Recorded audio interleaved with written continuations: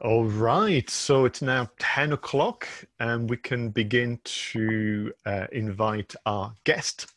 Stephen, good morning to you. Morning, Pascal. How are you? Fine, and actually the room is filling up, so good morning. We've got Alison Gargett, lovely to meet you, Alison. We've got Aaron, we've got Jill, Kath, Kay, Michelle, the names are flying through, Stephen. Carol Dudley, good to see you again in some fashion. I hope I'm not forgetting Andrew Costello. What a fantastic surname. We like that. So good morning, everybody. Thank you so much for joining us on this Wednesday morning. I've lost track of which day of the week it is almost. We really appreciate you spending time. I think, if I'm not mistaken, Catherine Watson just joined the room as well. We've got Joe Soulsby as well. So yes, a lot of people really flattered and really thank you for the attendance. As much as we take great pleasure in designing those days behind the scenes, they really come alive thanks to your virtual presence. And Stephen, has it perhaps become a bit of the highlight of the week to do those webinars? So at least we feel that in some fashion we are still in communication with other human beings. Yes, it absolutely is. I'm not sure what we would do without the webinars at the moment. Other things to focus on. So once again, thank you, everybody. So what we'll do, we'll wait maybe 1 or 2 more minutes to allow others to join you. Then I'll start with a formal welcome to this session with my colleague Stephen. Then I'll give you a quick tour of the platform Zoom, just in case, of course, the first time that you've used it, and particularly around the chat and how to ask questions and so on. And then we'll begin with the formal lead up to this session. Now, for today's session, you might as well know we have 2 guests to help us kind of think through and kind of reflect on our online activities.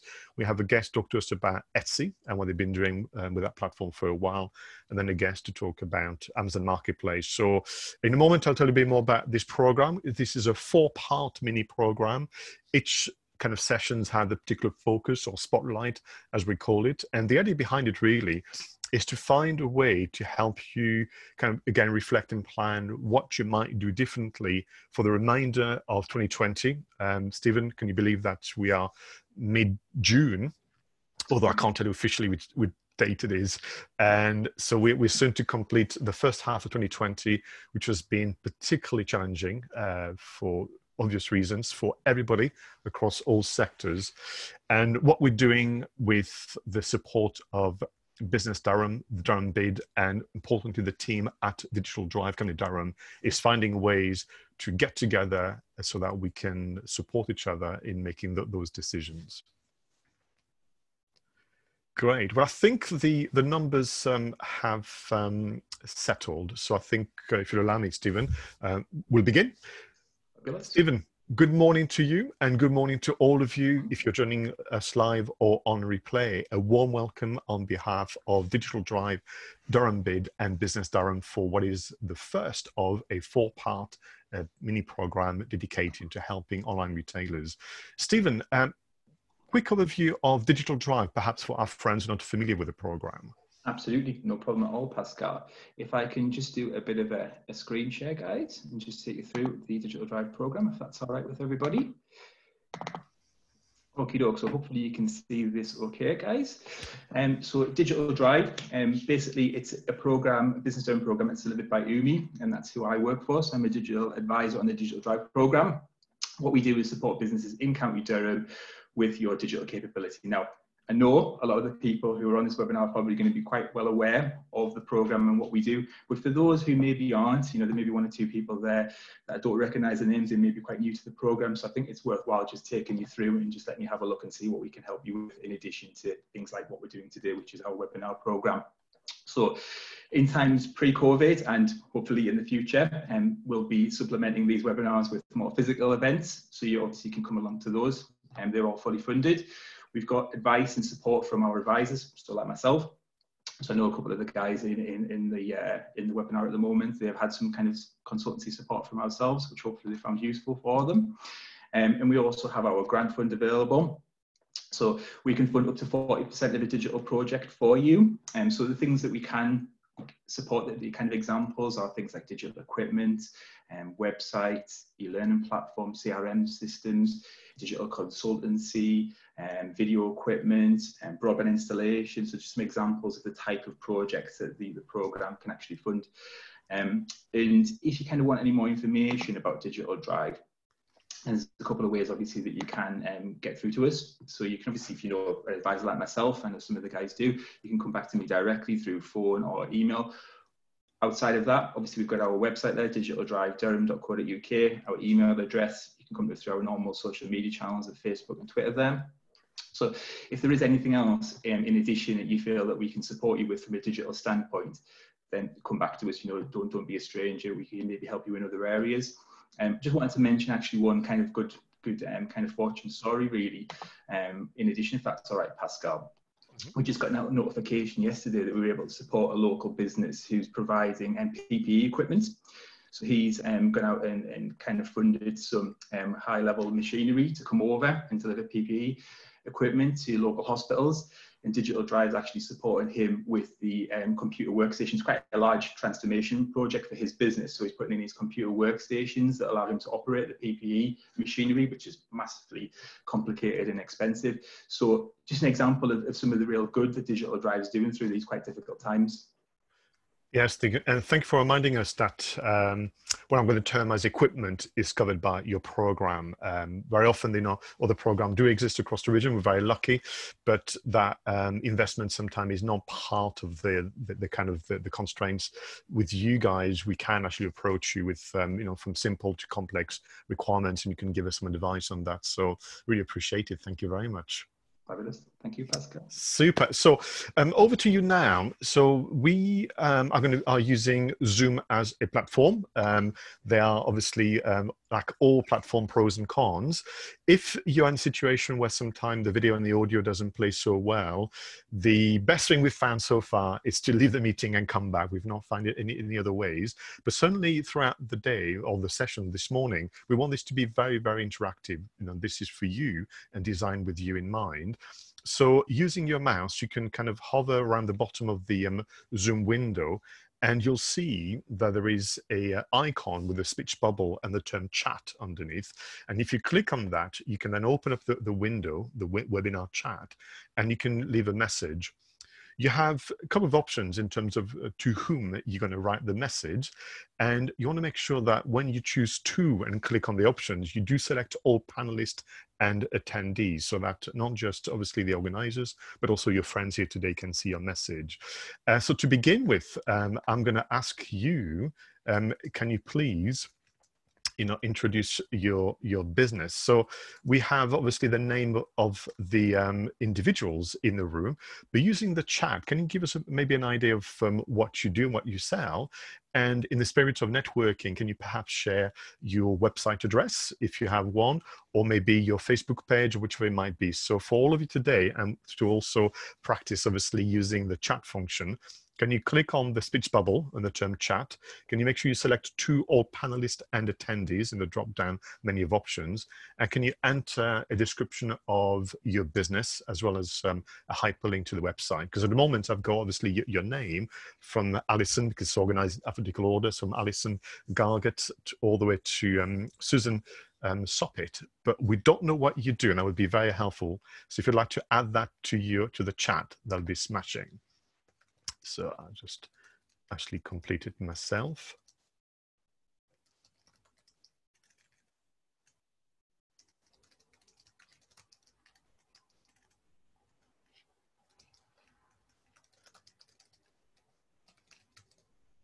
There we go. So I've just put mine in for all of you as an example. So looking forward to see the replies that we are getting through.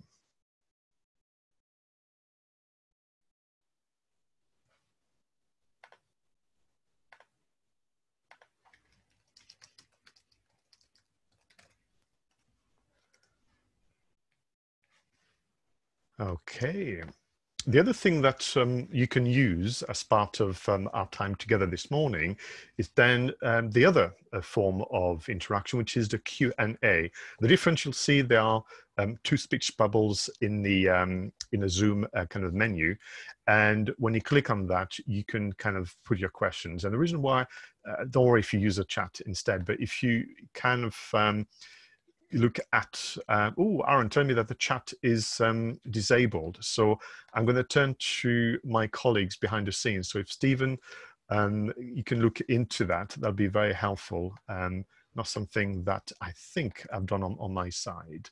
So apologies for that. We'll kind of get that thinking, but we certainly, thanks Jill for letting me know. So what we'll do is use the Q&A then, that is working. Usually that's the other way. And so please put any questions and reactions to that. So let me begin with a bit of an introduction stroke lead in to what this program is all about. So to begin with, it's an absolute pleasure spending some time with kind of people who are working in a more of the B2C environment, although that's not obviously the only audience that we want to help today.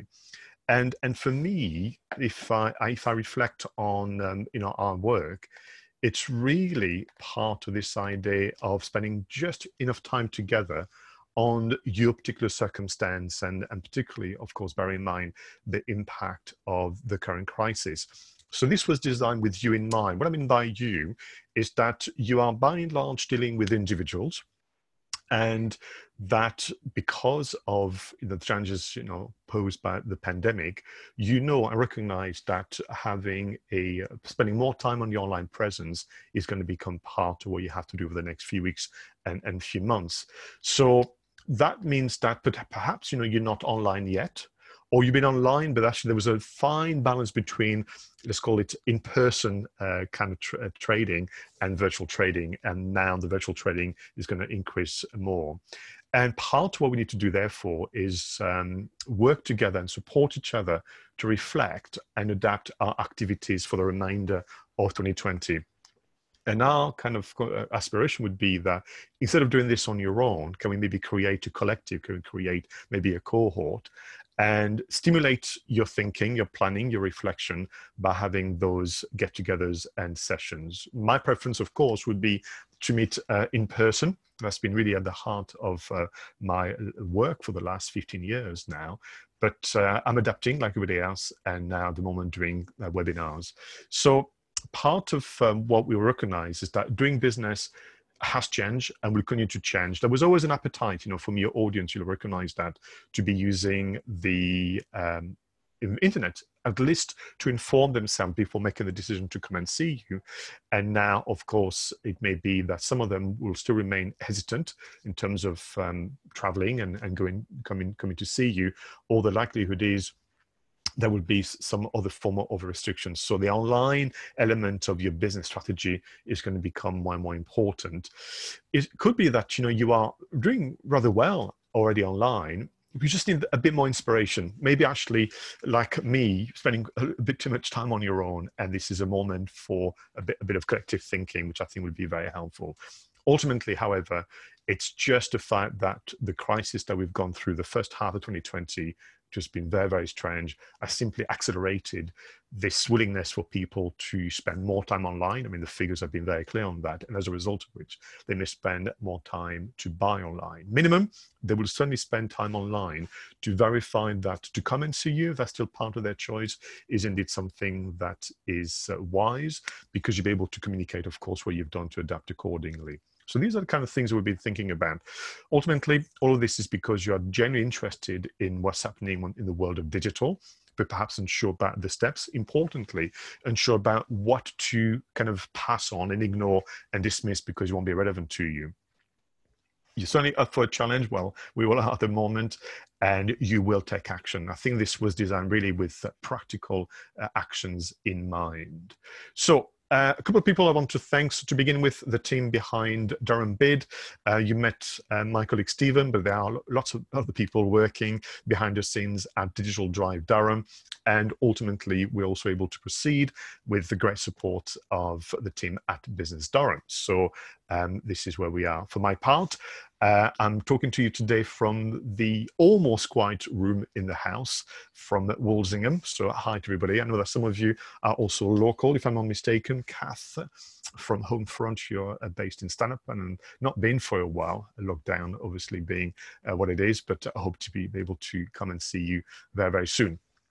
Just to wrap it up for you and kind of give me a lead to what I want to talk to you about, which is that quite simply, we do believe that what we have to wrestle with and formulate as a new approach to business is far, far too important to try and work it out on our own. So we are creating those kind of group events, if you will, albeit virtual. So we are here to kind of help you pull together a bit of a roadmap, a bit of a plan for your business for the remainder of 2020.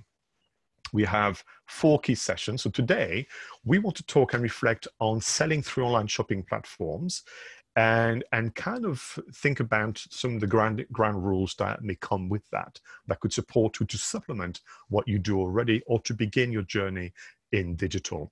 And the spotlight are going to be Etsy and Amazon. And clearly, there are more options than that. I'm thinking eBay, I'm thinking not on a high street, I'm thinking of what's coming around the corner with Facebook and Google. So, but we think that the principles will be the same. And we're lucky because when it comes to Etsy, we have a special guest today, Danielle Stanley, who is the owner director of Under the Rowan Trees, who's going to talk to me in conversation mode, if you will, around her work with Etsy and how she's been adapting over the last few weeks and few months.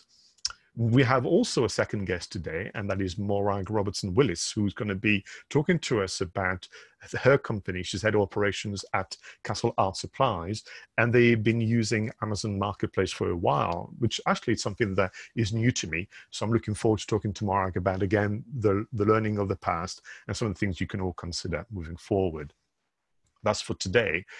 This week still, on Friday, we have a dedicated session on creating your own e-commerce site. And again, some of you may have an e-commerce site already, others need a refresh, and so on and so forth. So it's about principles as opposed to give you definitive answers or ways to reflect. So the Spotlight is a platform called Rocket Spark. Again, you don't have to use that platform, but that might give you some ideas about what you can do for yourselves. And you'll be taken care of by the lovely Melanie Kent, who's been actually a regular presenter as part of the webinar. She's the owner director of Elm Marketing Solutions.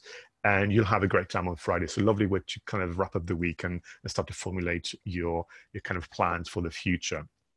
We're going to have a lovely weekend. Hopefully the weather will be on our side. And I'll be back on Wednesday 24th of June to do a session on online marketing. And I've kind of called it Getting More Customers Faster, a bit of a catch-all. But I want to spotlight and spend more time on social media, SEO, and email marketing. I want to give you 3 tactics on social, 3 tactics on SEO, and 3 on email marketing. So it'll be 9 tactics altogether that can really help drive that interest and inquiries in a context of COVID-19. I think that's going to be very important. We're going to close this 4-part mini program for you on the following week, on the 1st of July, by which time you'll have quite a bit of homework to do. And this will be an expert Q&A. So we're going to open up the conversation. You'll have people from Durham Bid. You'll have Stephen and colleagues who will join us as well. We will also have a special guest. We're very lucky that Laura Middleton was able to free up some of her diary. She's been running an online business, 2 actual online businesses, if not more, for a few years now. One of them is called What About This? And she's super keen to share with you some of her lessons and take your questions that could be derived from the previous sessions and you completing homework, as well as question on the day. And the idea of this 4th session really is to make sure that we leave no stones unturned in terms of you formulating that plan, a plan that you can then present back to your community here, or present that back to Stephen and colleagues as part of the Digital Drive support. It's very important to get some feedback. So the next thing that I can do is move on to something that I wanted to kind of explain to you. And that kind of gives me a nice way to set the context for you in terms of the program and what we're going to do here. Let's begin with what I call from the end. What do I mean by that? So imagine a situation where at this moment in time, somebody, perhaps a client of yours, maybe someone that has been a big champion of yours in your business for a while, is talking about you to one of their contacts. That could be done face-to-face, social distancing rules applying, or that could be done online. But at this moment in time, one of your clients or champions is praising you and is really kind of saying you should really get in touch, with this business, with these individuals, and they'll be describing their experience, to that contact in a very positive way. Now, the other person is then listening away, taking on board some of the information, and they become curious, but they're not convinced yet, and that's just part of being a responsible shopper.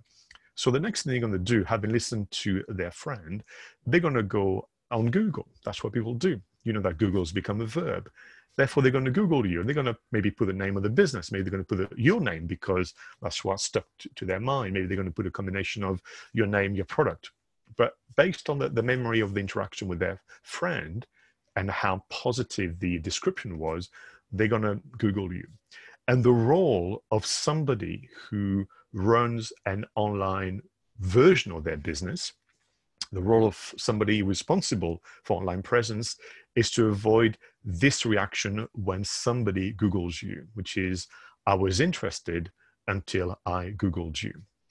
And that's the reality. And this is true whether you are in a B2B or B2C environment, which is that when people praise you, when your referrers or your agents, do their job to really kind of big you up and give yourself a good bit of PR, the least you could do is make sure that that job is not then hindered by the fact that when I listened to my friend about your business and I took away images, it felt like great. But when I check you out and I check your online version, there's a disconnect. The way my friend described you and the way they praised you by your customer service and all of those different things, it is not echoed by the web. There's a kind of disconnect, which is what I mean by I was interested until I Googled you. And that's, I think, at the heart of anyone who wishes to have an online presence, which is quite simply the real you and the digital you, or the virtual you, if you prefer, they have to be as close as possible to be the same.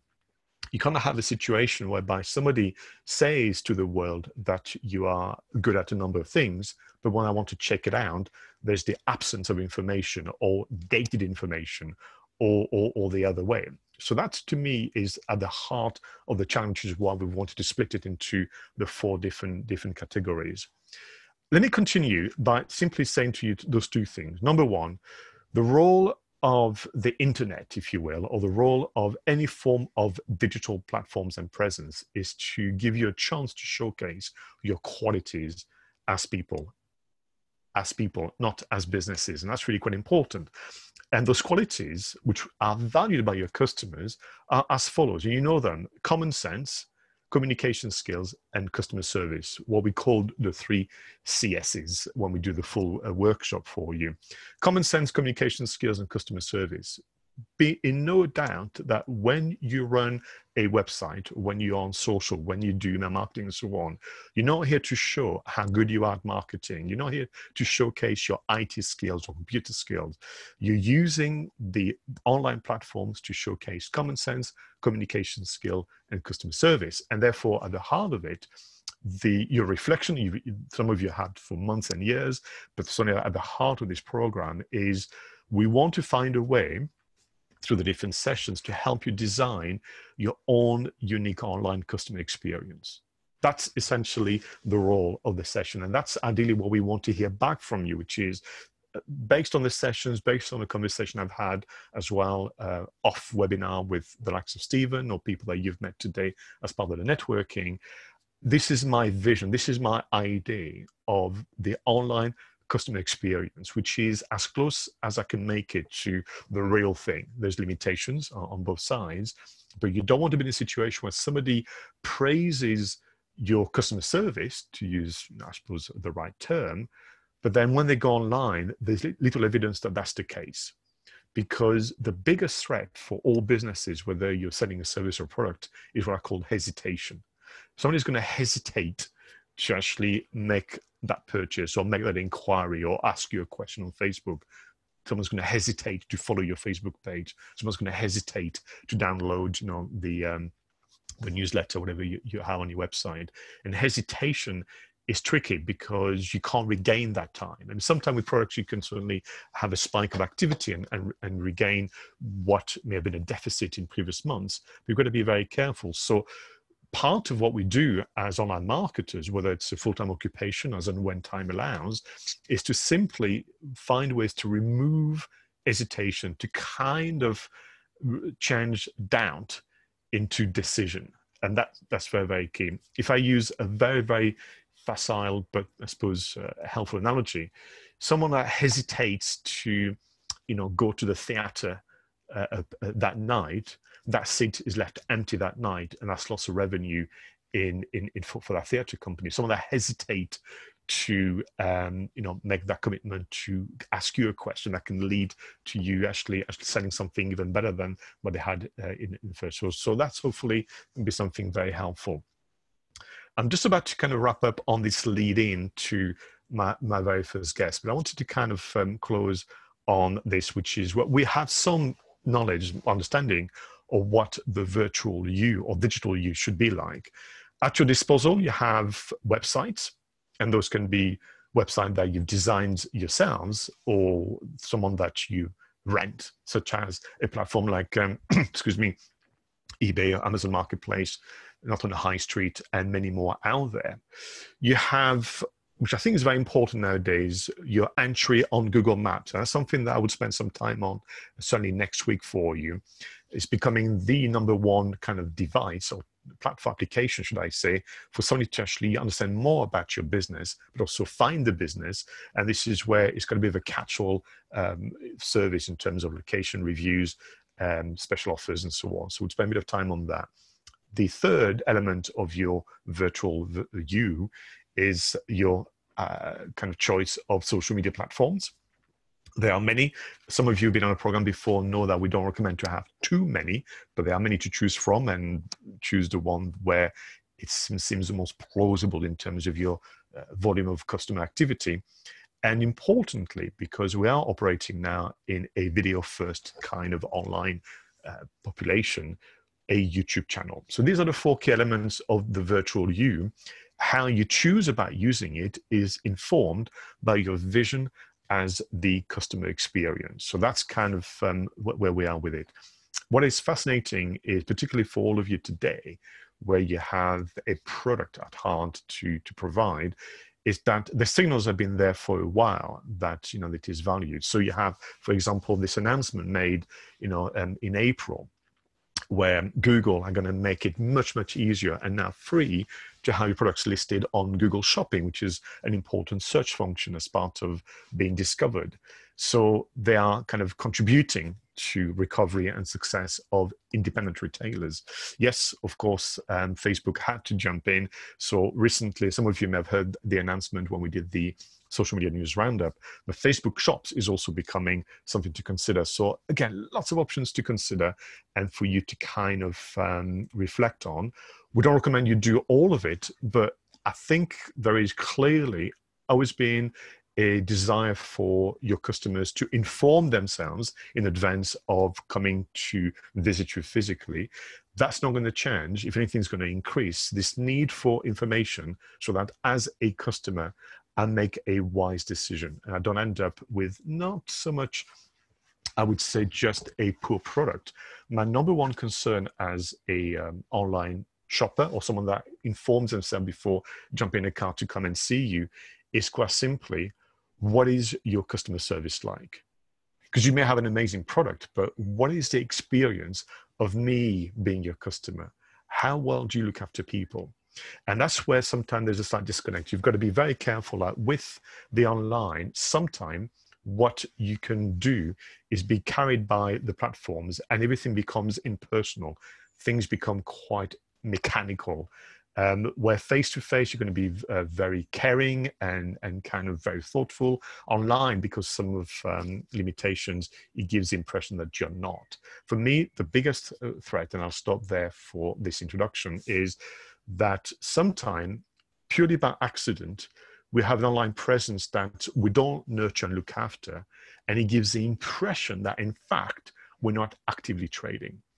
And that's something that is part of that hesitation.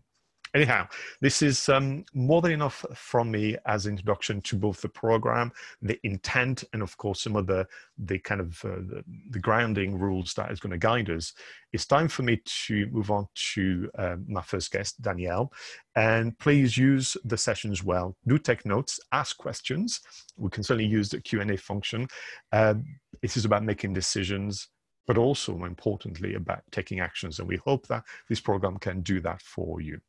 Anyway, I'm super excited to speak to my first guest, Danielle Stanley. Danielle and I have kind of paths have crossed a few times, but this is the first time I'm going to spend quite a bit of time, roughly half an hour, to really understand her business, where she's come from, and she's going to do us the pleasure of giving us a tour of Etsy, which I think is going to be very, very informative. So I'm going to stop the screen share.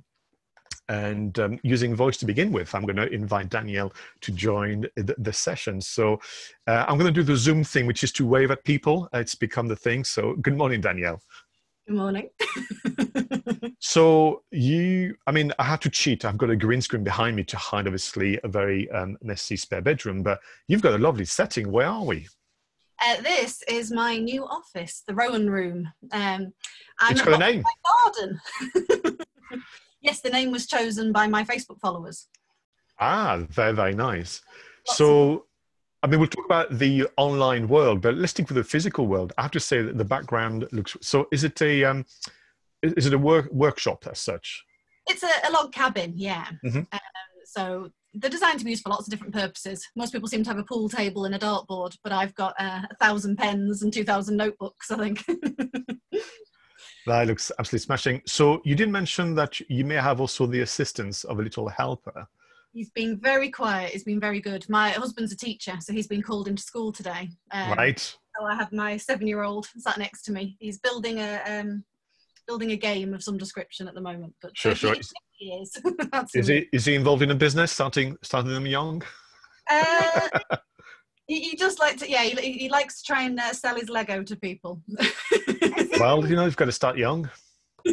Well, we'll see. We'll be asked for his advice later on.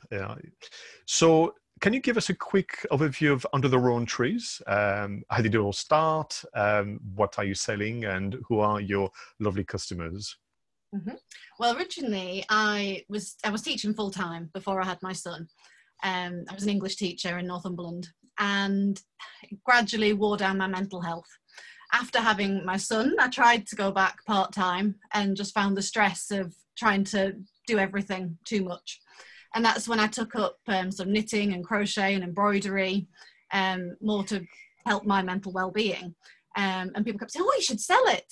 But then I discovered very quickly once I tried that people really wanted to buy the materials to do it themselves. So rather than wanting to buy things I'd embroidered or I'd knitted, they wanted to buy the kits. So while still teaching part-time, I started doing the odd Christmas fair with the little cross-stitch kits and things like that, and started my Etsy shop. And then it gradually grew a little bit, people being interested in washi tape. Are you familiar with washi tape? No, yeah. Sorry, not. You need to join. I'm a thinker, Danielle, not a doer and produce. Pretty tape with pretty pictures on. And right, I've seen those. Any design, but I discovered buying it in the UK was quite tricky, especially buying larger quantities because I wanted to wrap my parcels with it. So I first started buying that as a wholesale trade and introducing it to my Etsy store, and that's when things really took off. And I discovered stationery was where it was at rather than my finished products. So when Rowan was 4, I left teaching and was in a bit of a lost bubble for a little while. Had no idea if things were going to work or not, but through a lot of hard work, my Etsy shop built up. I built my own website, which I'm going to show you in a minute. Yep. And it's now my full-time income, very full-time at the moment. been very, very busy. I think while people have been at home, everyone's taken up lettering, journaling, crafting. Yeah. It's a really busy time for me. Super. Well, actually, since you mentioned it, would you mind ever so much maybe showing us, well, let's start with the website, give us a quick tour, and then we'll go on to Etsy, which is where I want to spend a bit of time for our guest today. Yeah, I'll just share my screen. Hopefully it will let you. Can we see that? Yep. Thank you. I'm actually in the middle of rebranding. So you will notice I've got 2 different logos and 2 different lots of colours going on. So this website is actually being rebuilt at the moment, but this is the original one I built myself using WordPress, right? WooCommerce, and it's evolved into a bit of a beast over time as I've taken on more and more products and expanded my range. So we're talking about Google. There I've got my Google reviews feeding in. And is that from the Google Maps or from Google Shopping? I mean, again, I don't know about it. Google My Business. Yeah, that's right. So it all pulls in together. This is my sort of basic homepage. I've got it linked into Instagram. I have a subscription box as well. So as well as selling standalone products, I do a monthly subscription service. And is that where they get a box full of surprises, or is that set? Yeah, so we have a theme each month. So this month, it's not coping very well with Zooming and loading the website. All right. But this month's theme is cherry blossom. So I don't know if you can see behind me, I've got a pile of boxes ready to start packing over there. But yeah, each month is a different theme, and that's been running 3 years now and has done really well for me. And I've worked with lots of other Northeast businesses. You might recognise Tea Enthusiasts. She's Durham based. So it's a lot of interest, the subscription service. Is that something that again came through feedback from customers, or you got inspiration from others? Yeah, a little bit of a mixture. So I'd seen other people doing similar things and sort of asked my customers, do you fancy it? And the first month we had 30, and this month I'm doing 200. So, it's grown over time. The massive success, which was a customer suggestion, has been my Advent calendar. And someone said, are you going to do one? And I went, yes. And then once I'd said yes, it's like, oh, now I've got to sort one out and plan it. And that has totally taken over the last couple of Christmases. The first Advent calendar bought our new suite for the living room. So that made a huge difference for my business. Yeah. And I think that's at the heart really of being a trader, which is back to my comment earlier, which is sometimes you can get a bit taken by the technology and the platforms, and you start just being busy on the website, but you've got to look up and listen to what is happening around you. It's not always easy. No, I think my customers, well, my stationery addicts, as I call them, like being part of a community, and they love having an input. So I go back to them regularly and say, I'm going to order new notebooks. Do you want lines? Do you want dotted? Do you want squares? And, they're very quick to tell me what they'd like, and they love it when I stock what they've asked for. And I think that's an advantage for us as very small businesses, is that we can constantly change and move. We don't have to plan 2 years in advance what our stock's going to be. We can go, all right, they want some of those, I'll get some of those.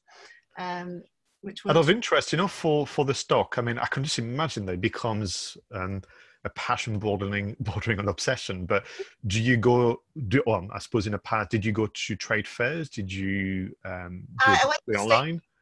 Last year in London, and that was amazing. Because I found just Googling stationery wholesalers didn't get me anywhere. Whereas going to the London Stationery Show and spending 2 days chatting to people, and I came back with a huge bag full of goodies. Everyone likes giving you things to try and free samples, but basically giving out lots of business cards. So that was followed by lots of people ringing me and saying, can I come and see you with my catalogue and my free samples? Like, of course you can. So it was a great way to make contacts with lots of the different companies that I stock now. Should have happened again earlier this year, but was cancelled. It has been rearranged for September, but it's only going to be a one-day thing. But I'll definitely continue doing that because it was a great way to make contacts. And do you find that you have to yourself be passionate or kind of thrilled by the new discovery to sell it? It helps, but a little bit like when I was a teacher. Some lessons the material's not very exciting. But as long as you can, get it across and appeal to people, there are things I sell that are not my taste, but I know somebody's going to love them. So it's, to a certain extent, it's flexing to what people want to buy. There's no point me just selling what I like because, it may not appeal to everybody else. So there's definitely things within my range that are not to my taste, or more expensive than I would buy, or cheaper than I would buy. But I think it's very much about listening to what the customers want. That lies the difference between running a business as opposed to something that is still very much a hobby. So would you mind ever so much giving us a tour of Etsy? So to begin with, I'd like maybe a tour as if I was a shopper. Yes. And then within reason, in terms of what's possible, I'd love to see what's behind the scenes, and what you can do with Etsy. What is available to would you say, do you call yourself a trader? Are you a retailer? Etsy shop owner, I suppose. Right. Okay, let's go for that. They would label me. In fact, above my little picture, can you see Etsy now? I've flicked it over. Yes, I can see it, yeah. So above my little picture there, it says shop owner. So that's what they like to call us. But Etsy is very much about buying from people. So it's very much like being at a craft fair, but a little bit more, a little bit more technologically advanced. So I think it's really important that you have a personal presence on there. So what do you mean by that? So when you see within my shop, there's a little picture of me and my name on there. So people can click on that and they can read a little bit of blurb about me. You can upload videos and pictures and things. And it's not going to interest everybody, but I think the sort of personal side of it is a real strength of Etsy. I bought a plant from somebody, and partly the reason I went with him was because his description was just hilarious. And it just really appealed. And it wasn't just really boring and this many centimetres and this way. It had a lot of personality to it. Which you wouldn't get from, I don't know, Argos or wherever else you're reading online listings. So I think about making it personal and very much having a sort of curated shop, like you would with a stall at an event. It's that sort of feel. And it has changed a lot over the years. It's become much more sort of a mass market thing, and it's moved away from just handmade. So now the main areas are handmade, supplies and vintage. So those are the areas to cover. But you will find lots of other things creeping on that aren't strictly in those categories. And I suppose one of my big tips for Etsy would be stick with the rules. Because a bit like any other platform, you don't own it. So Etsy have the power to decide, you're not following the rules, they can close your shop. But if it's not difficult to stick by good customer service, posting things out when you should, dealing with any issues, and just maintaining and the upkeep of things, it's like having a physical shop. I think that's true, isn't it, that the amount of effort and presence of mind is equal to having a physical shop, and it's tricky. Because I think when we approach the keyboard, sometimes there's not the same level of motivation. Just wanted to pick up on something you said a moment ago, which is a curated kind of content. So would you say that where you are with the business right now, Etsy is maybe to highlight a smaller range that maybe is available on the website, or is it to also try new things? I pretty much have everything on both, or certainly everything that I'm allowed to sell on Etsy. There are some items that, because they're not handmade and they're not technically supplies, so pencil cases, for example, if I haven't physically made them myself or branded them in some way, okay. Whereas, paints, pens, notebooks is all under supplies, so that's fine. Basically, the more products you have on Etsy, the more likely you are to be found.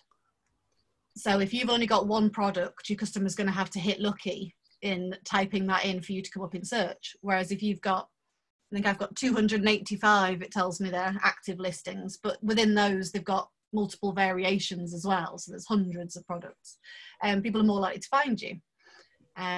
So it is a case of gradually building it up. And I didn't start with anywhere near this many. It's been a case of constantly adding and gradually expanding the range and adding more products. So how many did you start with?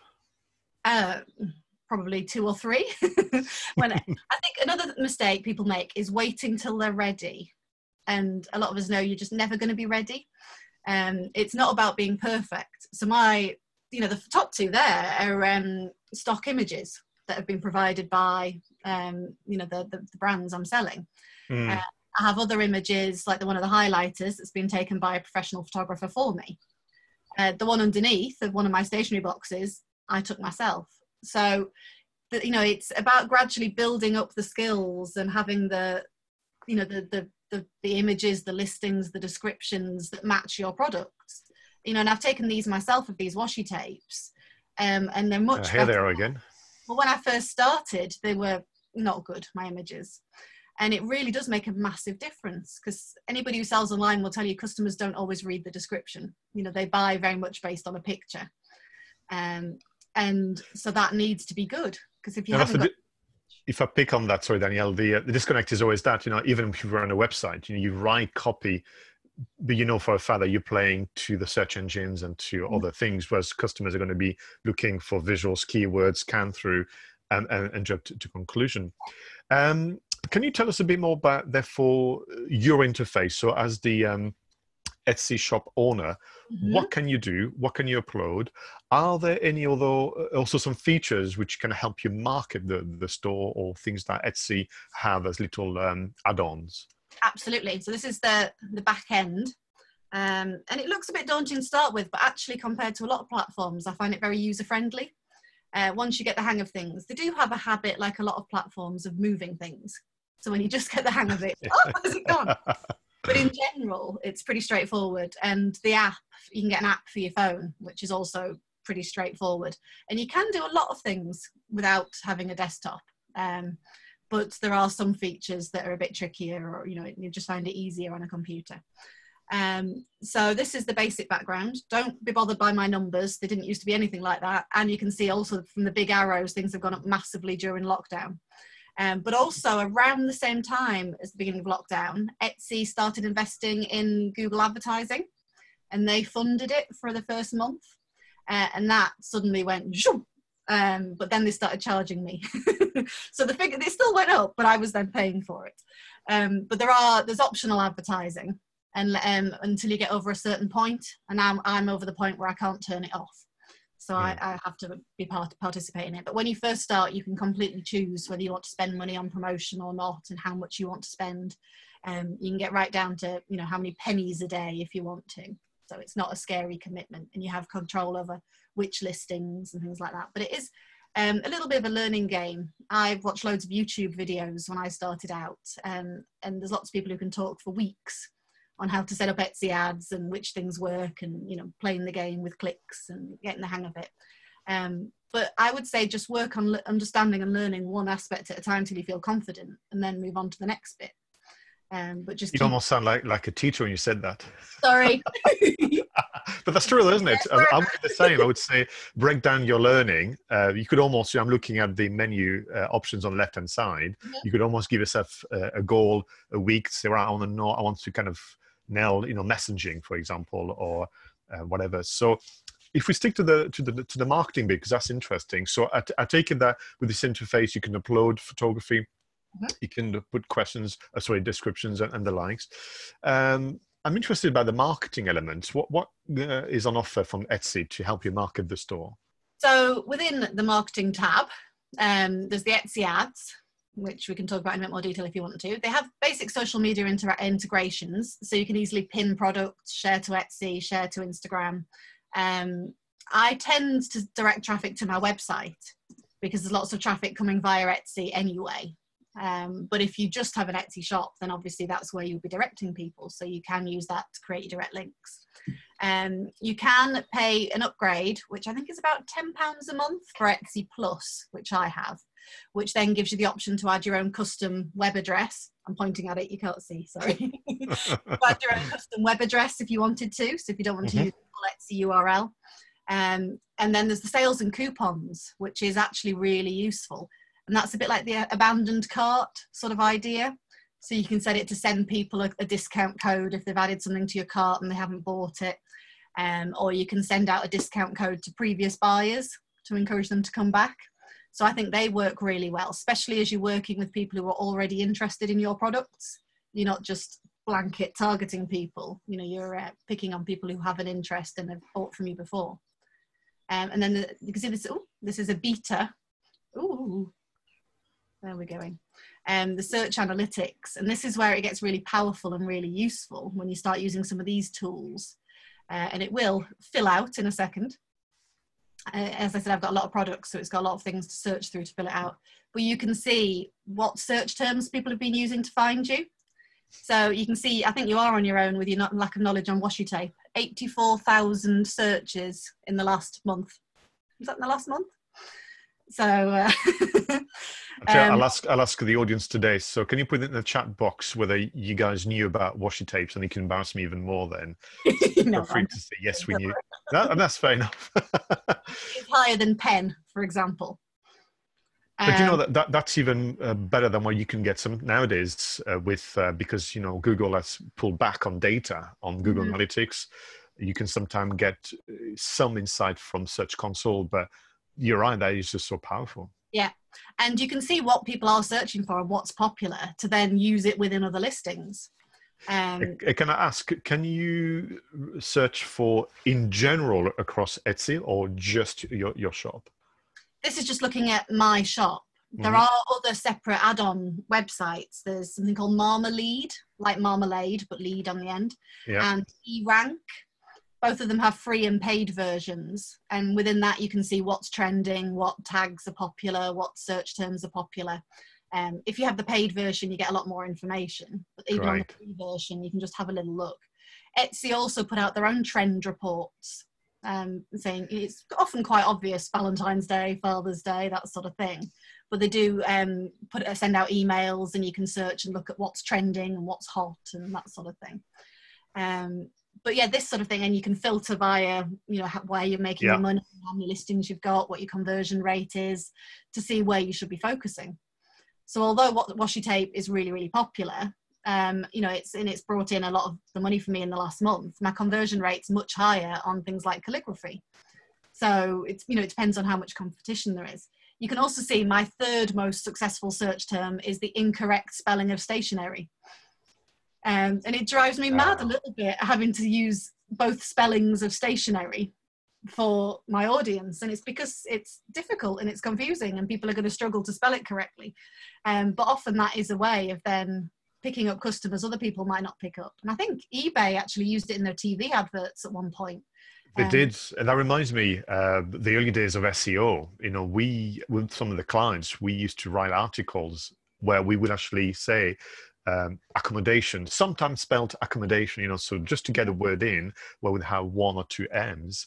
And that's fascinating. So just to let you know, by the way, that we've got Carol Dudley and Catherine Watson who love washi tapes. Karen Dudley says she's a stationery junkie. Jill Bridges says she doesn't know about them, so I'm not the only one. And I feel something better suddenly. Thanks, Jill.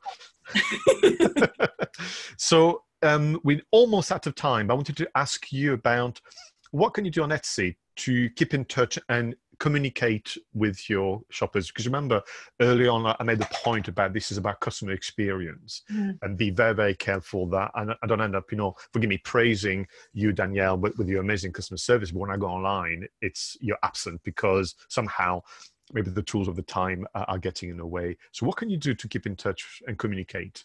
Well, so when you receive an order, you can fill in a template. So there's an email that gets sent out to customers when they place that order. And you can edit that and add whatever information you want. So I've got in there at the moment sorry, can you hear dinosaurs? He's turned it down again. So you can give in extra information about like shipping delays. So in the run up to Christmas, or people placing international orders, I make sure I'm managing expectations from the beginning, saying this may take up to however many weeks to reach you. And then customers have the messaging feature there to be in touch, and you'll find some of them will just message saying, where is it? Whereas other people will, send you lovely long letters. And I think I have always taken the approach of being ridiculously polite in Messenger, and however rude and grumpy a message may be, I am just try and be myself and say, I'm really, really sorry. I'm doing whatever I can. I'm chasing up your parcel for you. And I find that works really well in most cases for placating any issues you might have. And there are reviews. If I go back to viewing my shop, you should be able to see my reviews. And everybody's going to get bad ones occasionally. Where does it actually reveal them? I think it shows them now within every single listing. You can see reviews that customers have left. And, that was one about a product that I don't even sell was the first one, which I need to report to Etsy. But you can see I've got well over 1,000 there for people to sift through. And if somebody does leave you a 1-star review or a 2-star review, you can respond to it. So if something goes missing in the post, occasionally I will get an American saying, never received it. But then you have the opportunity to say, you know, here is your tracking number, blah, blah, blah, and show that you have followed up the, and dealt with the situation there. Can you, I mean, one thing that is very important, which I'll address next week properly, is to build that mailing list. So you have obviously control over the relationship. Can you do that via Etsy, or is it very much stay within the environment? Specifically take people's email addresses and email them. But what you can do is within my automated messages that they receive, I have a link to sign up for my mailing list. I have a link to my Facebook page, a link to Instagram, and just sort of encourage people. And also within parcels, I put, you know, my business card and with links, and I put sometimes a postcard with extra information on, depending on what's happening at that time. And then encourage return shoppers to come find me either via my website or to come back to Etsy again. I'm wondering, how much time do you find yourself spending on the running of the Etsy shop and in the website? And how much time are you busy, you know, looking for stock or fulfilling orders and that kind of thing? So have you got like a routine now that is kind of set for you? There's a lot of crossover, really, because I have found the more time you spend active within Etsy, the more sales you make. So they very much like to know that you are there. So even if you're just going in and tweaking the odd photograph, that then gives everything a little boost. So if you actually log in and spend 20 minutes just tweaking the odd listing, marking orders as dispatched, that then shows to them you are active and you are there. A bit like going into your shop and opening your blinds and flipping your hello sign. You know, it's the same sort of idea. And it really does make a difference. So if I spend time adding new products regularly, I get more sales. So I love that analogy you just made, because it's so easy to fall into, well, I've done my job done here, you know, I've uploaded. And you know, we know that that's also the case when it comes to B2B. So if you update your website, I've got Morag joining us. Good morning, Morag. Morning, everyone. When you we know that if you update your blog regularly, if you kind of tweak some of the biographies, if you go back to your service pages and make some adjustments, people have reported increase boost in traffic when you do so. And I like that. I think that's a very fair way to go about it. I've spoken to loads of people who said, I uploaded my products a year ago and I've not had a single sale. It's like, well, what have you done in the last year? And they've just sort of sat there waiting for the money to come rolling in. And it's not as easy as that. If only. That would be so much easier, wouldn't it? It would. So just as our time together is about to come to an end, I'm wondering, what are your plans for the next 6 months for the business? I mean, you've now treated yourself to this wonderful venue. Hope that my husband to me moving out of the dining room mainly, I think. But actually, I can mention I was in the middle of a rebrand. So my logo is changing, and I've just got my own boxes. Oh, let's have a look. I'll stop screen sharing. Yeah. Just do stop share. There we go. So these are now my new branded boxes for my subscription box. So I've got some thinner ones coming as well. These are the deeper ones, so I can fit ink in. And finally, the subscription is getting its own name. It is the Rowan Berry box, because it's been stationary box for 3 years, because I just couldn't come up with anything better. So again, lots of people were involved in coming up with the name. We wanted to keep the Rowan in there. So as well as the monthly subscription, my customers have asked for standalone boxes, and they actually fed back. So I do an annual survey, sometimes more. And they said, we would like some slightly more expensive boxes with a bigger range of products in. Ooh, you'd like to pay more? That's fine. We can do that. So that's really the focus at the moment, is relaunching on the 1st of July with the new name and the new branding for the subscription box, and putting together a bullet journal box, a lettering box. I've got a list of them that are on their way in the process. And then I need to plan Christmas. It's started already, but the advent calendar needs to be sorted out if it's going to be as successful as it has been the last couple of years. That's right. Yeah, you guys in the world of B2C are always planning so far ahead. That's one thing that is kind of slightly less pressure for kind of B2B people. We don't have to think about Christmas in spring. Like, you know, it's really. Oh, maybe you should be. No, yeah, some truth. You know, that's one of the reasons I keep an eye on what's going on and I read. So when you mentioned what was happening, particularly with regard to the increase in interest around e-commerce and so on, because I do believe that there are some amazing lessons that can be taken from the kind of B2C environment and brought into B2B. Simply, I would say to my customers who work in the service industry, find a way to package this and make it a product. Learn from others who have done this before. Mm-hmm. Listen, thank you so much for spending some time with us, Danielle. I know that the attendees today will thank you for your time and they'll agree that it's been a great conversation. If you have any questions, Danielle's going to stick around. You're going to get on with some work, I know that, and then you come back for the Q&A at the end. And so that if you have any questions, do put them in the Q&A chat. But for now, Danielle, thank you very much, and we'll speak to you very soon. I will just disappear. That's got it right. So let's move on to guest number 2. Good morning, Morag. How are you? Morning. Yes, good, thank you. Just fresh off a team call, so that's why I have my water with me, just in case. I am terribly sorry to interrupt your team meeting. Oh no, it's all right. It's all right. I was happy to make my excuses. Well, you have to thank your colleagues for allowing you some of that time. So thank you also for helping us launch this mini program for Durham-based retailers. And the reason you're here, they all know because I did an introduction earlier, is to help us essentially reconnect with Amazon Marketplace, maybe from a trading perspective as opposed from a shopping perspective. You are the head of operations at Castle Arts, also known as Castle Art Supplies. Can you give us a quick overview of what you do and what kind of customers you look after? Yeah, sure. So Castle Arts is predominantly sells to consumers, direct to consumers. So it's we sort of touch and look at B2B opportunities, but primarily our customers are all artists around the world, around the globe actually, because of our sales through Amazon.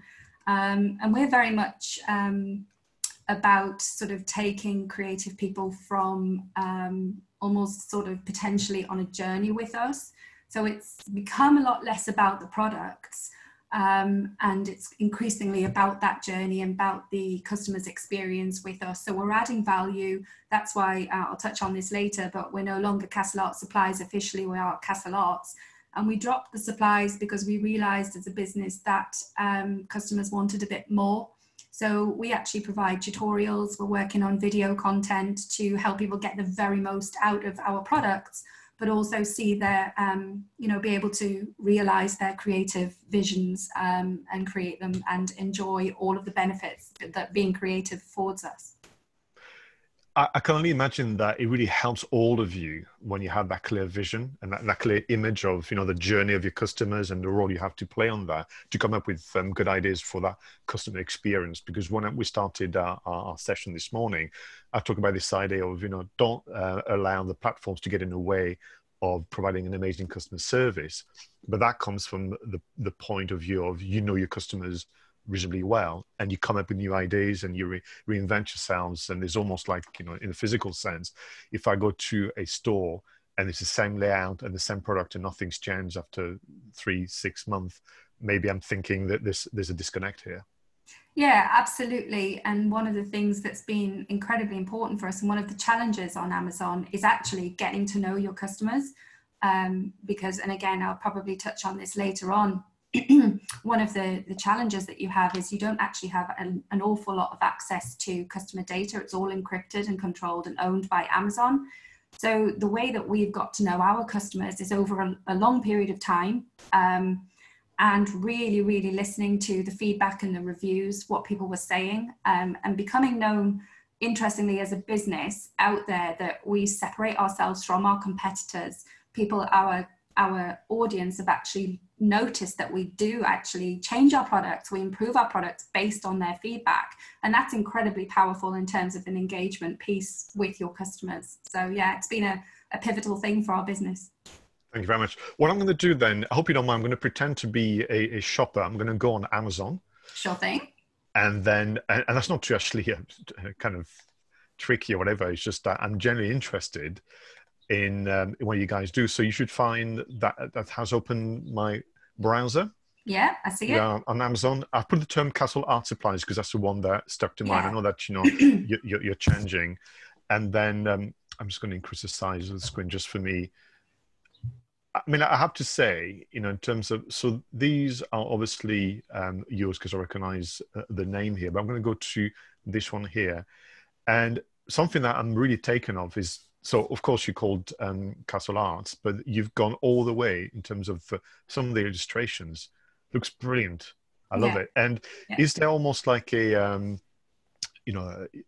going to call them brand guidelines where some of them have got, I would call them characters, others have got scenes. Have you come up with rules about what to apply to which product? Well, this was actually interesting because our business's experience was we've almost worked backwards, being brutally honest. We've had to actually do a lot of work to understand what our brand actually means to us. And just in the last year or so, because of production lead times and artwork, etc., it's been in the pipeline for a couple of years. But in terms of actually the customers starting to see this new brand evolve, it's been over the last year. So that was actually quite a logistical challenge on Amazon, transitioning from the old brand across to the new. But this actually came from the authenticity around Castle Arts. So actually now what we've got on every single product is an original piece of artwork. So I think that really speaks to where we're coming from in terms of being able to act as kind of a guide, if you like, for our customers. So they can see and be inspired by the artwork on the front of all of our products, but it's actually created with the product that's within the particular art supply that you purchase. So the watercolor image that you see there, the kind of the horse that has just disappeared, is created in watercolor pencils. The knight that you see there is created in acrylics. So it's very authentic, genuine, and of course because of the castle name, it kind of all went back to this sort of medieval theme. So our core range is medieval themed. And then the ones that we first saw there before is us actually testing the market for genre specific products. So we're testing to see whether or not there's an appetite for landscape art, seascape, perhaps for artists themselves, Cezanne, Kandinsky. So, but the core range is all medieval themed and ties back to the castle. So we want to be as authentic as we possibly can. That's great. And I think maybe there's a lesson for all of us in there, which is about this idea of that takes time to discover who you are, and to be patient, but also to not hesitate to make that move towards, because I came across, your company a few years ago then, because again, I'm not your ideal customer. I've not obviously got involved. But then when I look at it now, I can see the leap forward. It creates a sense of identity, creates, a sense of uniqueness. I wonder as well whether it plays to, obviously, many of your artists, will have some aspiration to run storytelling, and particularly that kind of medieval times, but also the US market, because it feels, maybe I'm wrong, but it feels British as well, that kind of, I wonder if that plays to the market as well. Yeah, I mean, it's difficult to analyze that again because of this lack of actual data. But yeah, I mean, I think it's commonly known that certainly the USA market love the history around castles and that sort of side of the British culture. So it certainly played its part. And actually what's incredibly interesting is that we actually have a resident artist, and he actually has a gallery in a castle. So we're about as genuine as we are the real deal. This work is created by a fantastic fine artist who we work with. So there's a lot coming from Castle Arts. Super. Listen, I hope you don't mind, but I want to go straight into talking about Amazon from a trader's point of view. So many of us, in a room today, virtual room, our lovely attendees and so on, will have shopped on Amazon. So we were familiar with that interface, but what's on the other side? Now, you very kindly sent me some visuals. What I'm going to do is I'm going to bring them on screen, and you can use them as prompt to let us know a bit more about and give us some insight into what it's like. So I know that you've kind of put together a potted biography of the business, probably because you've forgotten more than you remember. Absolutely, absolutely. Yeah, so I just thought it was, it's actually really interesting, because if you see that first point there, I think potentially the delegates that are listening to this are wondering whether or not it is possible to be successful on Amazon. And I think our story certainly proves that it is. So to see and to consider that we started 6 years ago, just selling on Amazon USA, so one marketplace with one product. That's how it all started. So it wasn't as fancy as it is now. Obviously, there would have been a lot of work. I wasn't with the business at this time, but there would have been a lot of work in terms of research and all of that business stuff that you do before you consider a venture that went into prior to this. But that's the first key highlight. So it was 2 years later when the first full-time employee joined the business, and that was me. Very much because the business had flourished quite quickly, quicker than anticipated, and needed somebody full-time, dedicated, hitting the SLAs, monitoring all of the listings, a lot of housekeeping, making sure everything looked right, etc. And then 2 years later, my role had changed within the business. I was much more heavily involved in the inventory and the logistical side of the planning side of the business. So we actually set up a dedicated customer service team. So I think you mentioned customer service before, and it's, it goes without saying, it's crucial. So now, 6 years later, we've got 30 products on sale. They're sold currently in 5 Amazon marketplaces, soon to be 7. We're launching in Canada and Holland soon. We mentioned the rebrand, so we look entirely different. We've discovered who we are over this time. So at the moment, the effort is very much about maintaining and growing on Amazon, but simultaneously working on our own sales channels. So we'll be launching a Shopify platform very soon. And we're now actually a team of 12. So it's doable. But, there's a lot of hard work goes into it. And having met, obviously, the founders of Castle Arts many years ago, probably at the time of 2014-15, it feels, that you've got to hold your nerves, be patient, and kind of stick to some of those rules. So thanks for sharing that with us. Yeah. So these are some of your thoughts around Amazon. Do you want to run us through that?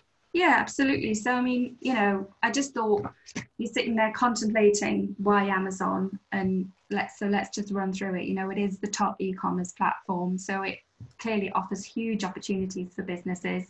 Just look at that, $14.5 billion US net sales in the UK, 2018. So there's a massive market there. There's lots of opportunity. So incredibly attractive. Amazon, as you can see from what I sort of just shared there about our journey, they do make it quite easy for you to launch across multiple countries. And it's actually as easy as a tick box to say that, yes, you actually want them to duplicate your listings across marketplaces and share your inventory for you. So they do make it super easy, but that doesn't mean that you don't have to be ready for that. They provide you with lots of helpful tools and tips to optimize your shop.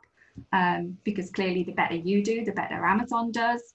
And is that, sorry to interrupt, is that in the shape of video tutorials, guides you can download? How does it work? Yeah, there is. It's also kind of like plug and play programs, things like that. So for example, there's a program to enhance your listing called A+. I'm not sure if you have to meet certain criteria actually to have that. I think you have to be brand registered, which is another program that they run to give you more ownership over your listings and your shop. But yeah, they give you lots of different resources. I think there are videos, and certainly if there aren't videos on Amazon, there's a plethora of information out there from professional sellers and people who will happily share and help you with your kind of making your listings look as attractive as possible. It's interesting where, back in the days, what I've said, where you can Google it. Now people say just go on YouTube. Yeah, it's becoming another go-to place. And there's some truth in that. Yeah, absolutely. There's almost, to some extent, too much information, because you could just research and research and research. But, it's very important to be able to do that. Yeah, and the final point is that obviously Amazon's growing. There's no signs of stopping. You know, COVID-19 has just shown how much people rely on online platforms. So yeah, but I'm going to counter all of that with this, however. Amazon is incredibly competitive. So you've got to be prepared to do all of the legwork behind the scenes to understand that sometimes quite technical steps, sometimes very easy things to enhance your visibility, and then not just your visibility, but how well your listing actually converts and performs. So there's, you know, you can utilize split testing, all sorts of different things, and I would highly recommend that. But there's over 1 million third-party sellers join annually, which is incredible when you stop to think about it, that they all want to be on board. So that's just to give the audience a sense of, you know, how much opportunity there is, but certainly how much challenge there is too. Amazon is extensive with its rules and regulations that you need to understand and you need to adhere to. And they're not static, they change. So if you want to be successful, there certainly has to be an appetite to read, to get involved in forums, to understand how other suppliers are interpreting the information, because it's not always 100% clear. So there's a, you know, you've got to have quite a bit of energy, I think, to bring to the table.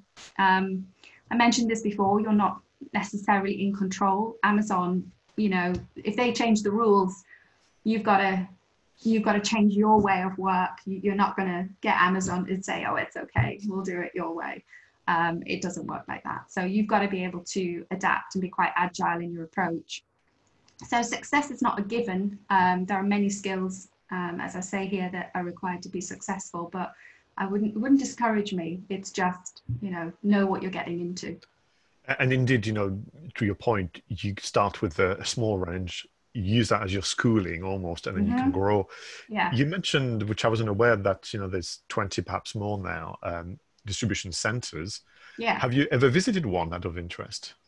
I haven't, no, but you know what? I've discovered in my journey with Castle Arts that I'm actually really geeky about inventory and warehouse management, and I'd love nothing more than to have a job where I wear a yellow hard hat and I get to see what goes on. Because I think, I mean, I've watched some of the videos of how they process orders, etc., and it's incredibly technical. It's amazing whoever, you know, came up with that vision. But I haven't, but I'd really love to. I really would love to. Likewise, there were some adverts, if you remember, early in the year where Amazon distribution centers were promoting themselves, and you could go online and book. I think the closest one, a tour. I think the closest one here was Liverpool. So this, I thought, out of interest, generally, I'd love to go. And then, of course, the pandemic started, so they've had to stop that. But so yeah, well, if you want me to have a word with the owners of Castle Arts, and I think you should go. Oh, absolutely. We'll make a road trip. Sounds good. We'll go together. Yeah. So leading on to the however, you know, you made this lovely slide for us, which I know is not meant to put people off or scare them, but it just shows that be patient and understand that if you take on this profession of online traders, there's things you have to learn little by little and move on. Of all the things listed here, I've got two, and then maybe we'll ask our audience to put in a Q&A or the chat, you know, which one, but FBM, FBA, I don't know what that is, and individual or professional accounts. So let's start with that one. What do you mean by individual or professional accounts? So could you have an individual account and sell things, or is there a difference? Yeah, so it's just, this was obviously all done before the business was already set up and we had a professional account by then. But it's just, I think individual is for somebody who's maybe thinking about starting out quite slowly, doesn't necessarily need access to all of the reporting side of things. So it's kind of like a baby step towards, so if you were particularly scared by Amazon and it was a real, like you just wanted to dip your toes, you'd maybe start with that individual one. I think there are some limits to how many products you can sell. But it's very, very easy to then just switch and upgrade your account to professional. There'll be different fees associated with whichever one. So you'd need to understand the fees and the commitment. But I think you can start from about $25 or something like that per month fee for Amazon. So it's, you know, you'll need you'll obviously have other costs. But yeah, that's just kind of one of the first things that you'd be looking into, just to understand which one's the right fit for your business at that particular time. And then all, obviously, industries have acronyms, FBM and FBA. I'm sure you use that a lot in meetings. Oh, yeah, I'm an FBA kind of girl, yeah. So I'm not entirely sure who's in the room or in this virtual room, but some of you might already have your own kind of warehouse or whatever set up. So FBM, stands for Fulfilled by Merchant. So once you know the acronym, it's easy to work out. So essentially means Amazon promotes and does the kind of the order side of things, like takes the order, but you're actually the person responsible for shipping those goods out. FBA stands for Fulfilled by Amazon, which means you send your products into an Amazon distribution warehouse, they distribute it, and you can take control and focus on the sales and the visibility side, and they take care of everything else, the packaging, the issuing. So you take advantage of things like Prime, which you wouldn't have under FBM. So that's different, and it will depend on your business setup. But again, different fees, so you'd probably have to do a little bit of working out which one suited your business at the particular time that you decided to launch. So forgive me, I understand clearly you are then, fulfilling by the merchant. Is that your version, Castellans, or Amazon? We're FBA. Ours is all in Amazon, yeah. And therefore, clearly, because you are in different territories, you'll have your stock in different countries around the world, in different distribution centers. Yeah, so if you're FBA, then they'll do all the distribution. They do that anyway because of their Prime offer particularly. So if you can imagine, UK, you can get your head around it quite quickly. But certainly when you think about the likes of the size of the United States, Amazon they'll have an algorithm that works out your sales and where your sales are going. And they'll work out and transfer a proportion of your goods. So we ship into one Amazon warehouse, and Amazon will then redistribute our stock out to their various distribution centers in order to obviously meet things like their Prime offer to their customers, so next day deliveries and things like that. So and it's the same principle, but on a smaller scale in the United Kingdom. And do you get like an alert when stock starts to, you probably track them daily, I would imagine, so you know when to replenish the stocks? Yeah, so we don't now, because of our how we've grown, we use some of the reporting from Amazon, but we have our own processes and systems that we've tailored for our business needs. So typically we track our inventory at least once a week and our sales. But I think my colleague who I handed over, because I've moved on again from inventory management. I set that up and all the processes, and I've gone in a slightly different direction again. So my colleague, I think, has got an awful lot of grey hairs after COVID, or during this COVID-19 situation, just based on the logistical challenges and monitoring stock. So it's been a tricky time. I bet. So listen, yeah. Time is against us. I need to move on to maybe what I'm. Certainly, I hope that the audience doesn't mind, because I did lead you to kind of share this dashboard. You say you become a bit of a geek about things, but I'd like to know what I can do as a trader. So on screen, there's as much as you could share with me is perhaps something you see regularly. So what can we do as a trader on Amazon? Well, you could do an awful lot. You don't necessarily have to be doing it all from day one. You'll find that there'll be key areas that you go into once you've worked out what your main reports are. Obviously, you can't click this; it's not live. But if you were to click on reports, which is just next to the number 4, there'd be all sorts of different reports that you can look at. So your sales reports, inventory reports, etc. I think it can be a little bit overwhelming, but I think just stick with it, and you'll find the key reports that are the most meaningful to you at the time. So this was just to give you an idea of what it looks like. Interestingly, I realized in preparing this for you, Pascal, that I actually don't spend an awful lot of time in the Amazon platform anymore, because of the change in my role. However, this just sort of shows you a snapshot of the information that you can see. It's kind of widget based, so you can change this to show what information is important to you. So I kind of oversee the customer service team, so I'm still interested to make sure that our buyer messages are meeting the Amazon SLA. But again, we have our own SLA, so something to be prepared for is if a customer contacts you regarding one of your products, Amazon give you a maximum of 24 hours to reply to that. So we actually challenge our team to hit 12 hours. But originally, this was what I was doing when I first joined the business, making sure that all the customers were being responded to.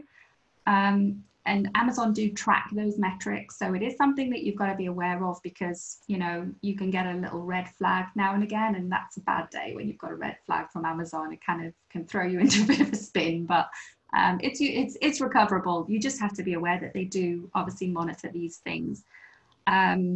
So yeah, see, we've got a case log there. So sometimes if you come up against an issue, you'll have to raise a case with Amazon. That's a whole fun experience that, you know, I look forward to hearing what your delegates make of it should they move forwards. But you need to strap yourself in when you start chatting to Amazon. It's not always straightforward. So yeah. Can I ask quickly about, you know, number 5? Yes. So this is where essentially you go UK, you know, USA, and all of the territories, and then obviously the view changes. Yeah, so all you'll see is the same information, but it will just be for argument's sake, your Germany dashboard or whatever. So you can see here as a good example in the box mark number 2, you can see there are 3 messages, but in the box number 3, there's only 2. And that's because there would have been a message sitting in one of the other accounts. So the way that it's organized is that under our this is our UK and EU. So it's actually all of our European listings. We have a different login for the USA side of things. So yeah, so we navigate between 2 different dashboards, and within that dashboard, you can go in and you can open up your German account and then reply to, let's say, a message from a German customer. Can I ask, out of interest, when you have a listing on the German version of Amazon, is the content in German, and do you have to communicate in German as well? Yeah. So part of Amazon's making it easy for you to sell in other countries is that they have a program called Pan EU, which if you sign up for that, they'll automatically duplicate your listings and they will translate them into the common language of the platform of the marketplace you're moving into. That said, it's not always the best method. We've discovered that we take ownership of our translations ourselves and use a professional translation service because of things like colloquialism and culture. If you really want to stand out and speak to that audience, again, it's that research word. It's making sure that you actually get that phrasing right. And it can also impact your keywords because of translation, etc. Your keywords in the UK might not necessarily be the same keywords that you would want to use in Germany or France or Spain. This actually brings back memory. When I first met you know, the owners of Castle Arts, I think they had started in France and they were asking me to check the text. Right. I'm sure they promised a few pencils in return, but I never got anything. I'll sort you out. Thank you very much. So let's move on then to perhaps, you know, what is interesting is this listing thing. I'm pleased actually you chose that one, because I wanted to ask, you clearly have the court jester on the pack of 3D fabric paints. Was anyone in the office the inspiration for the jester? I couldn't possibly disclose such information. No, I think it was picked. I think it was picked because of this is a product that a younger audience tend to respond to. Believe it or not, you can make your own squishies if you use fabric paint. They need to make a squishy. You have to, if you're buying like a blank one or whatever, you need a paint with elasticity in it in order to expand with the squishy. So these have become quite popular because people are youngsters are looking to create their own. So yeah, so we just thought that had a fun vibe for a slightly younger audience. Excellent. So can you take us through how you would approach a listing? We know them as shoppers, but do you have a different mindset when you're the trader? Yeah, well, again, it's always changing in Amazon, but that number one, your main image, and your 6 further product shots, that is we spend a lot of time thinking about the quality of those images, how they're set up, adhering to Amazon guidelines. So, for example, you will get into trouble if you try to put some kind of lifestyle vibe on your first image, actually any image, but typically if you try to put anything other than a clean white background and a clear product shot, you can get into trouble with Amazon, because they don't want you to mislead their customers in any way about the contents of what they're purchasing. So we do a lot of split testing between images to see which one converts better. So that takes a long period of time to work out what converts best. So we spend a lot. So each element, to be fair, has a lot of thought that goes into it. Number 2, the product title. You need to be thinking about almost search engine optimization on this, keywords, what works, but not just what works, but what actually translates into profitable sales. So some keywords may seem to work, but you need to delve that little bit deeper and make sure that you're actually paying for something that's actually giving you a return. Again, number 3, if you move on to number 3, it's obviously, as consumers will all understand, that star rating is hugely important on Amazon. We would be concerned if any of our products were below a 4 or 4.5 star rating. Obviously, we aim for 5.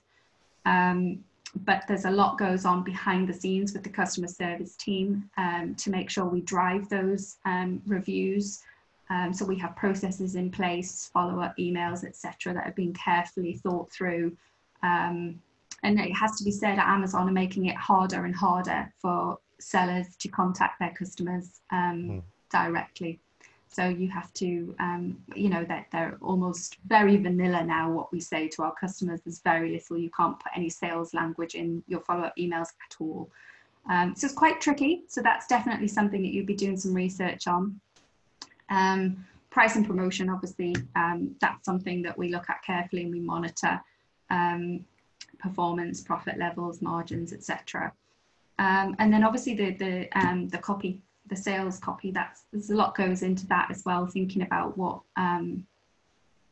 really makes us stand out and makes this product unique. Can I ask about the Amazon's choice? You've got that little label, which I will say does influence me as a shopper. If I recently had to get up, the studio with lights and microphones and so on to transform the spare bedroom into office space. And there's so much to choose from, and I had some ideas what I wanted, but I have to say that when I saw the Amazon's choice, I can see my eyes and my kind of willingness to give it a go if it's in a non-brand or supplier. How do you earn the right to have that little label? Well, again, it's something that's given automatically by Amazon, and this is to do with the metrics that they're testing. So essentially, it'll be about being a top seller. So we'll be probably if not the top seller, near the top seller for this particular product. And also, they'll also take into consideration things like your in-stock time for inventory. So there's more to it, but you're absolutely right. That Amazon's choice flag will definitely boost conversion. It could be the difference between someone purchasing and not purchasing. So we definitely go after these as a strategy, and so that's why we've got a dedicated inventory team, and we've obviously got our customer service team carry out daily listing health checks on all of our listings. So if you think we've got 30 products in five countries, every single one of those is checked for quality, consistency, hijackers, anything that might go odd. Sometimes you can see things like the images disappear or they go to a previous order. That could impact our sales considerably. So there's a big mechanism behind the scenes. Final thing I wanted to touch on then, it was that description thing. So on one hand, as a shopper, I can see the minimalistic environment of Amazon, it's clean and so on. But sometimes I feel the description just leaves me, I feel shortchanged. It's either too brief or it's a bit busy, whatever, but I can detect that it's because the interface has limitations as well. It's not as if you could run your own web page on your own website, which is probably the attraction for you guys to go ahead with your own platform. Yeah. Yeah, so there's different, you can scroll down the listing. So there's different types of sales copy. So what I've shown you there is just a little bit of behind the scenes where you would work through all of these tabs and vital information. If you were setting up a listing, you would complete your vital information, your variations. That's if you want to sell 2 products on the same listing. So for example, we've got our 12 mil acrylic paints come in a choice of either 12 or 24. So they're on the same listing and customers can choose between whichever one they prefer. So that's a variation. And then offer is your price. So description, this would just give you a little idea. So this is the bullet points that you saw at the top of the earlier screenshot, but further down you'd have a more of a narrative. So essentially that's addressing customers who make quick decisions, just want bullet point information and they're happy to stick it in their cart. Or you might have a customer who actually wants to know a little bit more about what that product does specifically. So there's 2 different types of copy on there. And you can also use this A+ program to make it look a lot more branded, a little bit more like a high-end interface for customers. And that's something that we're working on as well. Super. I've got one final question for you, and then we'll invite Danielle back for more of an open Q&A with our guests as well today. What else is available on Amazon to 2 things? Help you market, the listings or your presence. So are there some additional features that even some that you don't use necessarily? And what is possible, back to what I was asking Danielle, what is possible for you to build that mailing list, if at all possible, using Amazon? Because ultimately, in both those options today, Etsy, Amazon Marketplace, but also the others, you are a tenant, you've got a landlord who has enormous amount of control, but the future of the business is down to the direct relationship with the customers. So what marketing features do you have, and what can you do to build a mailing list? So the mailing list is definitely a difficult one. The only workaround that you can't mention your website or anything like that in copy or in any emails that you have going out to the customer. So it's almost a dead end on that side of things. The only thing that Amazon currently, I say currently because rules change, permit is for you to put a small insert in your actual product. Okay. So when it gets to the customer, they can then choose whether or not they want to subscribe directly with you or whatever, however you deal with that from a marketing point of view. So that's definitely a challenge. That's not easy. If you're looking for quick access to your customer data, then Amazon's not the place because they simply won't give it. That's their collateral. In terms of promoting yourself, there's very complicated processes for advertising and sponsored ads. So when we looked at the listing a little bit earlier, at the top there was a sponsored ad.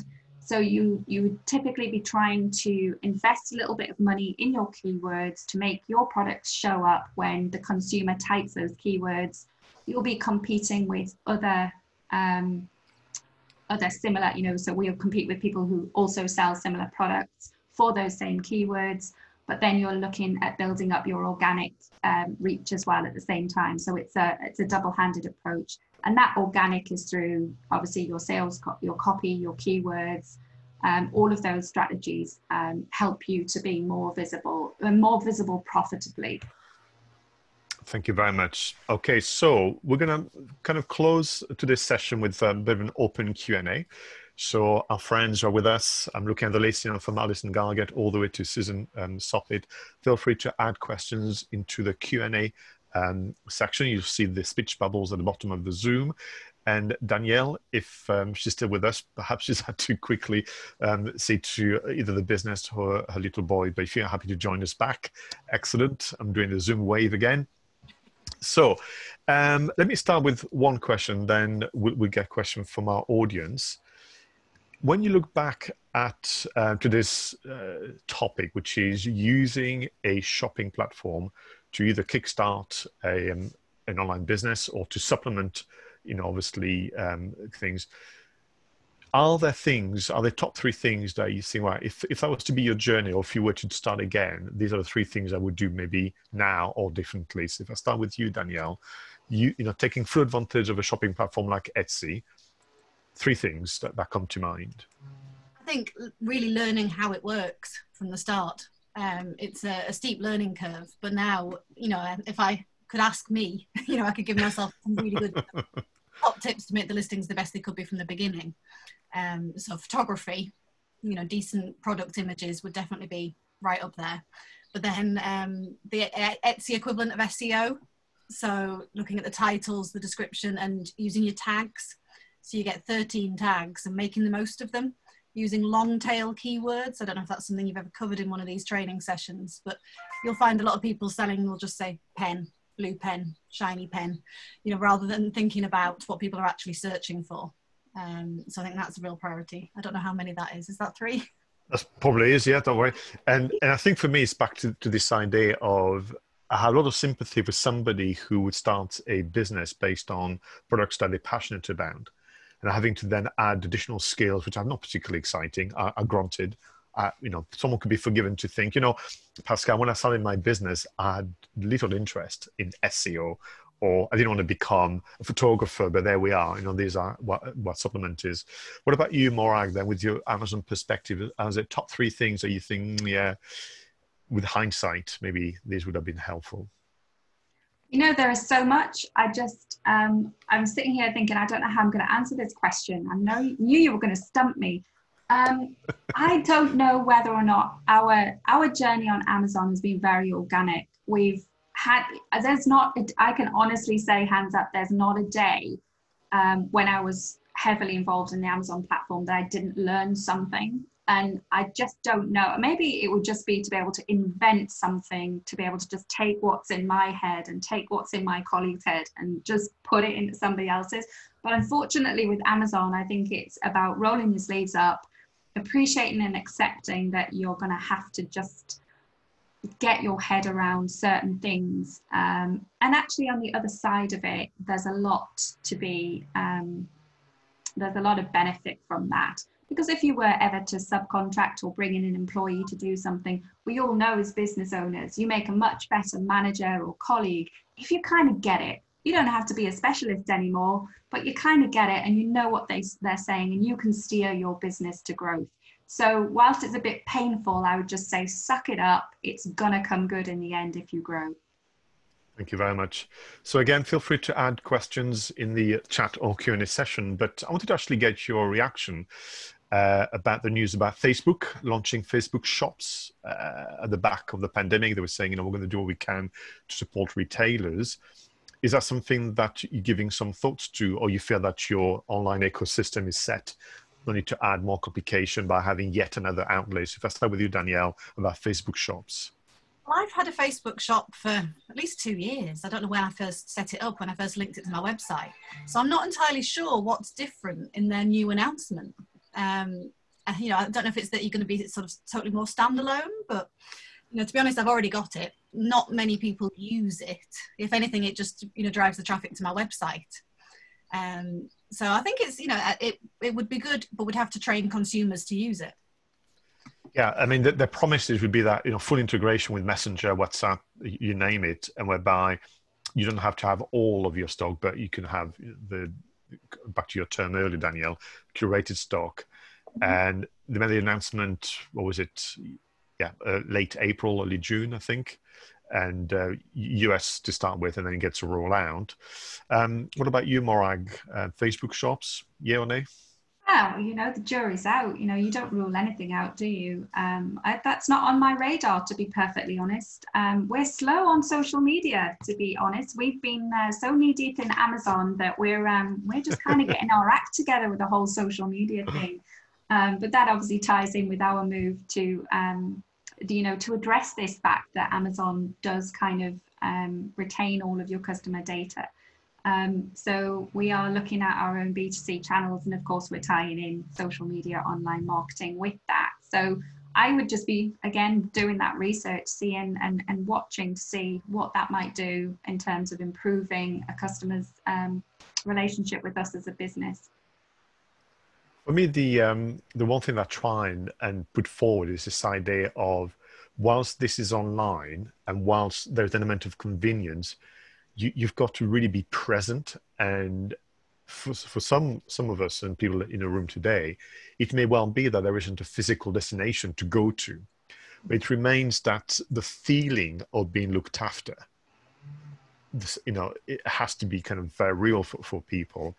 And are you sometimes worried that those platforms will create more of a disconnect, and you've got to work doubly hard so that people really understand that you care about them, that you care about the product, and you work hard about the business? Because everything's becoming very mechanical, very fluid, and very, sometimes people can just go, I buy it now and forget all about it. And I've heard people saying, I'd forgotten I'd ordered it.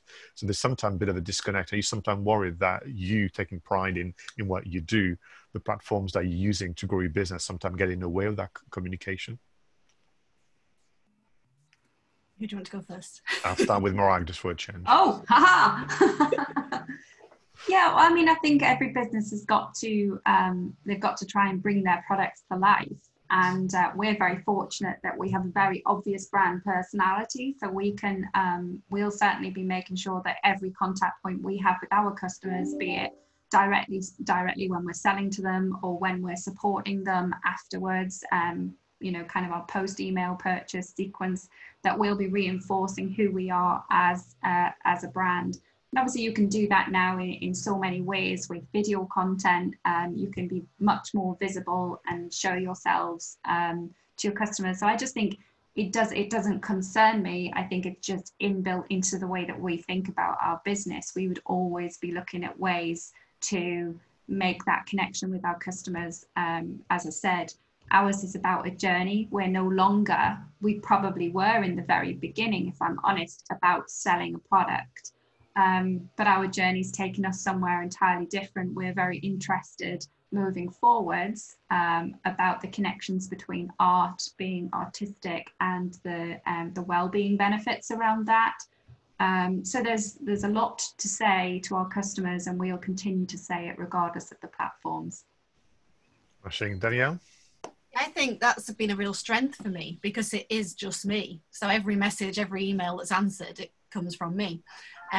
So my customers do message me by name, usually. I have had a few addressed to Rowan, but he's not up to answering them just yet. So I have actually had to take a little bit of a step back from finding that I was answering messages 24 hours a day and I was never switching off from my phone. And I've actually switched on an autoresponder that just says, have a lovely evening, I'll get back to you in the morning, and a little kiss on the end.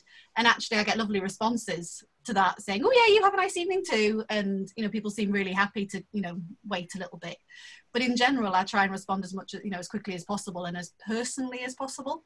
And I've done a few sort of Instagram takeovers with other brands recently, where I've done sort of videos for them and things like that. And I've had great response to those.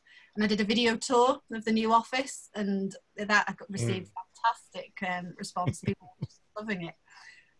So I think that, being personal and being a big part of your business is a strength of a smaller business, that, people do get to know who they're talking to and, who is the face behind it. Yeah, that's smashing. Well, listen, can I, on behalf of the organisers, Durham Bid, Digital Drive Durham and Business Durham, thank you for dedicating some of your time. I know that you are very busy.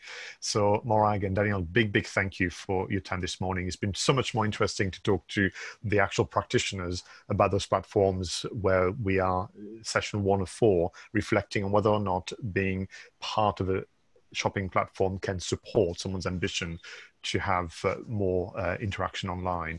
For all our lovely attendees, thank you very much for being with us today. It's been lovely to know that we had, certainly your eyes and ears with us. We hope that you can be free to meet my colleague Melanie on Friday, where she'll take you through the thinking and principles of building an e-commerce website from scratch, with a spotlight on Rocket Spark, where the principle will apply on all the others. Next week, I'll be back. I'll be doing a solo session on the wonders of email marketing, SEO, and social media, giving you 3 tactics that can help get more customers faster. and then we'll close this 4-part program with an open Q&A with people from the program, but also we have our guest Laura Mildenton from, who's also an online retailer. So enjoy the rest of the week, the afternoon. Once again, Morag, big thank you, Danielle. Really appreciate your time today. And we're going to say goodbye to everybody. Bye-bye for now. Bye.